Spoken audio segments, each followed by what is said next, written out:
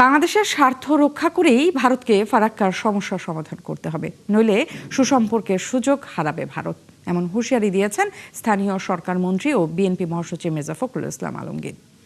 আজ রাজধানীর ইঞ্জিনিয়ার্স ইনস্টিটিউটে ফারাক্কা লং মার্চ দিবসের আলোচনায় তিনি আরও বলেন, বাংলাদেশের স্বার্থ নষ্ট করে কাউকে কোনো চুক্তি করতে দেয়া হবে না। এ সময় ষড়যন্ত্রকারীদের বিরুদ্ধে সচেতন থাকার আহ্বান জানান তিনি। এর আগে সভায় বিএনপির স্থায়ী কমিটির সদস্য ও সংসদ সদস্য গয়েশ্বর চন্দ্র রায় বলেন, ভারতের কাছ থেকে পানির ন্যায্য হিস্সা আদায়ে সবাই ঐক্যবদ্ধ ও সোচ্চার থাকতে হবে। উস্কানিমূলক আচরণ পরিহার করতে ভারতের প্রতি আহ্বান জানান তিনি। এ সময় দলের আরেক নেতা রুহুল কবির রিজভী বলেন, প্রতিবেশীদের সাথে সম্পর্ক হবে ন্যায্যতার ভিত্তিতে।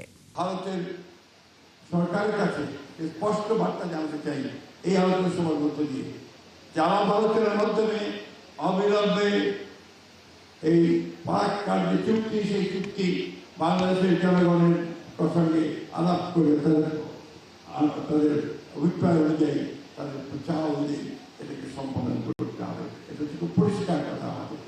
অন্যথায় যে কথাটা অনেকেই বলেছেন, ভারতের সঙ্গে যে সুসম্পর্ক স্থাপিত হওয়া সুযোগ এসেছে, সেটা নির্ভর করবে ভারতের এই গঙ্গা চুক্তি বা আপনার ফারাক্কা চুক্তি সম্পাদনের প্রতি। সাম্প্রতিককালে যে উগ্র সাম্প্রদায়িকতার প্রভাব হচ্ছে পত্রিকায় নানাভাবে, এই সাম্প্রদায়িকতা যদি তারা প্রতিরোধ না করে, সহনশীল না হয় এবং মানবিক দৃষ্টিভঙ্গি থেকে সকলের জীবনযাত্রার ক্ষেত্রে যদি তারা প্রোটেকশন দিতে ব্যর্থ নয়, উস্কানি দেয়, তাহলে তার তাপ থেকে আমরাও রেহাই পাবো না। আপনি শুধুমাত্র কলকাতা পোর্ট, কলকাতা বন্দরের নাব্যতা রক্ষা করার জন্য আপনি একটা দেশের ক্ষতি করে দেবেন? এই দেশকে নাকি আপনারা বন্ধু মনে করেন? এই দেশের স্বাধীনতা যুদ্ধে নাকি আপনারা অবদান রেখেছেন?